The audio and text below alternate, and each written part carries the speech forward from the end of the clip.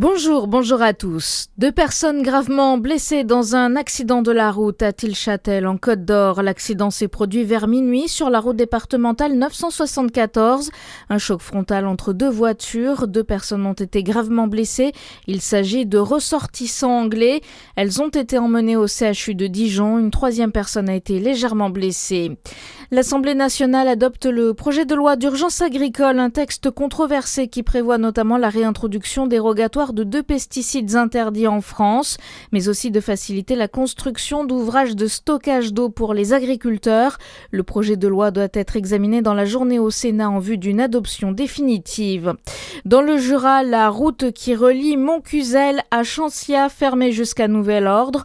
En cause, l'incendie qui a brûlé une dizaine d'hectares la semaine dernière. Désormais, les flammes sont éteintes, mais des géologues sont attendus en fin de semaine pour mener des analyses de solidité de la roche et retirer les cailloux qui menacent de s'effondrer. L'enquête se poursuit pour déterminer si l'incendie a été provoqué par un acte malveillant ou accidentel. La ville de Besançon appelle à avoir les bons réflexes justement pour éviter les incendies. 9 feux de forêt sur 10 sont d'origine humaine et pourraient être évités. Afin de protéger ses ressources forestières, la ville appelle les fumeurs à jeter les mégots dans des cendriers et à faire attention aux cendres incandescentes qui peuvent partir depuis une fenêtre ouverte de la voiture, mais aussi à ne pas faire de barbecue dans les broussailles ou encore de respecter les interdictions d'accès aux massifs forestiers. C'est le plus grand festival des arts de rue en France. Chalon dans la rue est de retour dans quelques jours pour sa 39e édition.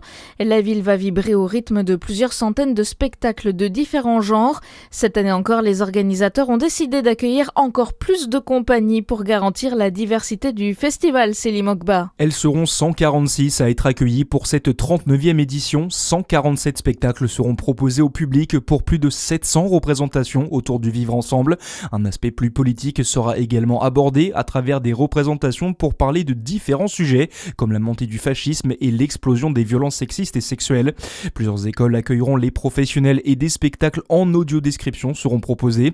Côté pratique, la municipalité s'est organisée pour permettre aux spectateurs de se déplacer sans problème pendant la durée du festival.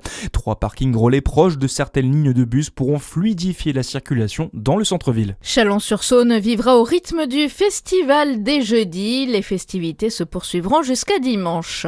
Et puis 2 millions de personnes dans les rues de Madrid hier soir. Soirée de fête pour acclamer les joueurs de la Roja de retour après leur titre de champion du monde.